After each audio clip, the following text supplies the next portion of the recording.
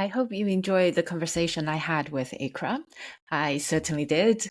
I thought it was a great story how she, from not liking football at all, to going to watch her sister play, wanting to understand more about the rules, into now football is part of her life. And I think that's such a great story and really inspiring. There were quite a few moments during the conversation I had with her that stood out to me. But one in particular was when she realized that maybe her fitness was lacking and had the courage to ask for help. I think a lot of times that we kind of feel like we're okay, we can handle it on our own. We've done it before. But actually, having that courage and being able to face and look at our own vulnerability in the face and go, actually, I need help. And I think that's liberating. And actually, it would help us in so many other ways that we probably wouldn't imagine.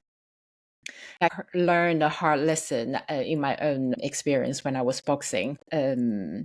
I got to the development national final, and during the semi-final bout, I actually twisted my right ankle, and my right ankle, I had a few injuries like throughout the years. I dislocated a couple of times, so I was always like, I think mentally, I was kind of like, oh, my right ankle is really weak anyway.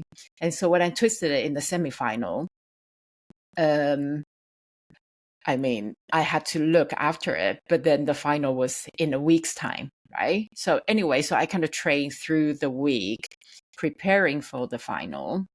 And in my head, I just kept thinking that, well, don't worry about the injury, forget about it. It's okay.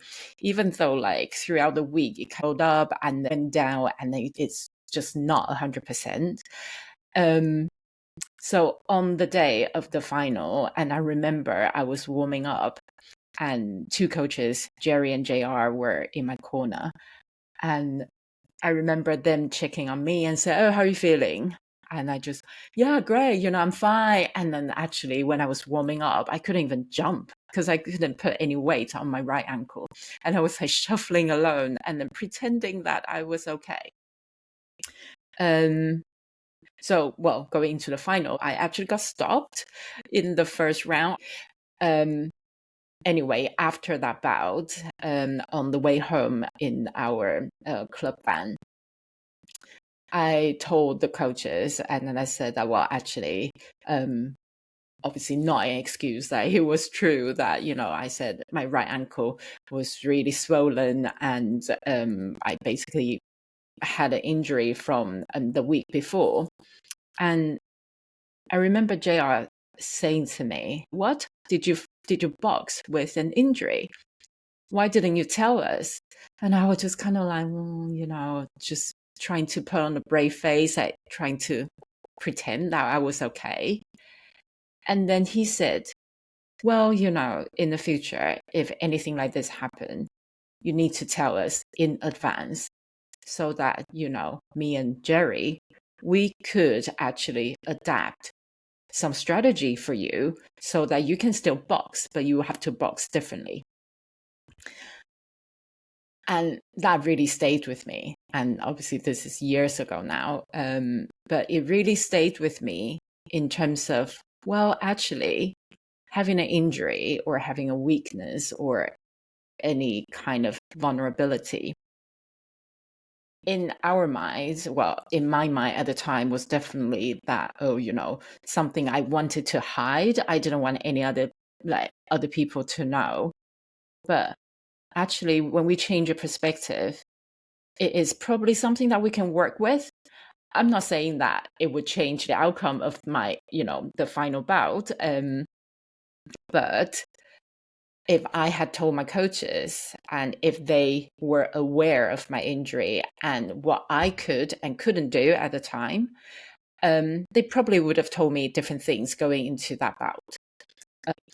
And I think that it really applies to life and probably to work, to our career, quite a few aspects, I think. It just, if we don't admit it, we're probably kind of in denial as well. And we're not able to adapt and to work around that vulnerability or that weakness. And to say any kind of weakness, it's not a fault. It's not anything that's bad. It's just something that perhaps we haven't developed. So we have not yet got that skill. But once we can look at it in the face and say, well, actually, yeah, that's what I'm lacking, then I can work on it, right? We can adapt, and then we can actually learn a new skill set. So I think like in Iqra's case, she admitted that, well, maybe her fitness was lacking. Maybe she wasn't doing enough.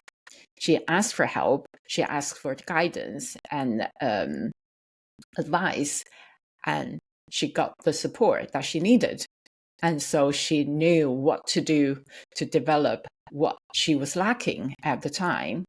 So now she's on the process to progress and improve. So I think that was just a great example of having that courage to ask for help or just coming to terms with your own weakness. And then once you get that over with, then you can actually work on whatever you need to work on and improve yourself. So that's my afterthought from the conversation I had with Iqra. And I hope that you find it useful and share with me what's your stand-up moment in the conversation with Iqra. And if you haven't listened or you haven't watched it, I hope you find an opportunity to do so and share your thoughts with me.